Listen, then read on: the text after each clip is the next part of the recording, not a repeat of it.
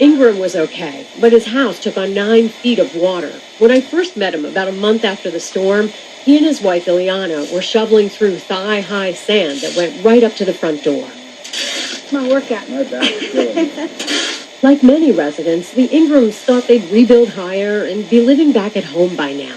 But on a stormy Friday a few weeks ago, the block was mostly deserted, with swaths of sandy lots where houses used to be.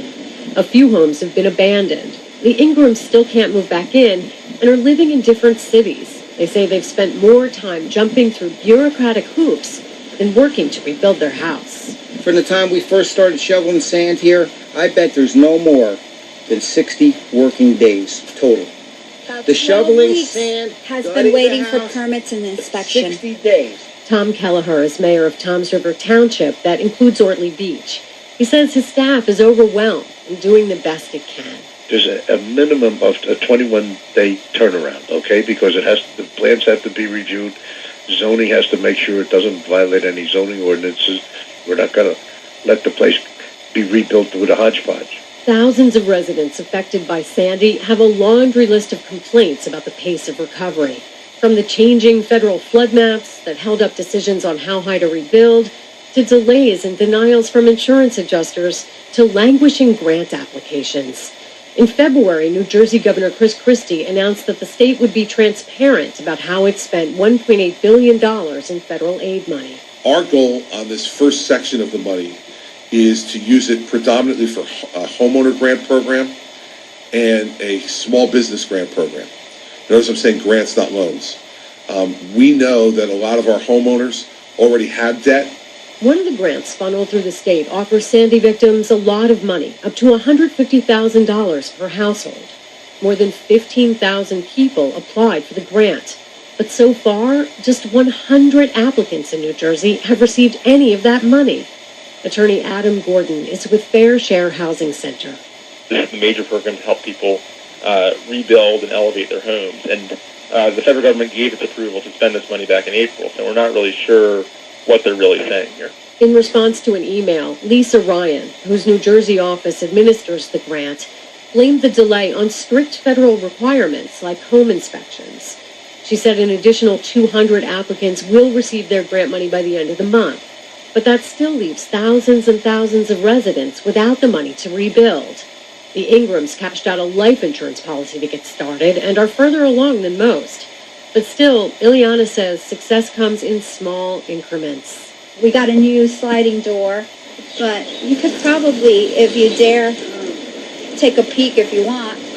You can just look out here. At the door, you can see the waves crashing against the beach, much smaller than those that nearly washed away their home a year ago. For NPR News, I'm Janet Babin. We now turn to John Exadactylis. He is the owner of the Ducktown Tavern in Atlantic City. We spoke with him shortly after Hurricane Sandy touched down. I got a warehouse that got flooded with 30 inches of water. I got an apartment building on the boardwalk that got about 3 feet. My house destroyed. You see a 15-inch water line around the perimeter of the house. Even so, the Ducktown Tavern stayed open throughout the storm, but a year later, Mr. Exadactylis is still struggling to keep his head above water. He says that's partly because business in Atlantic City just hasn't recovered from the storm. Tourism, no one knows to come in here.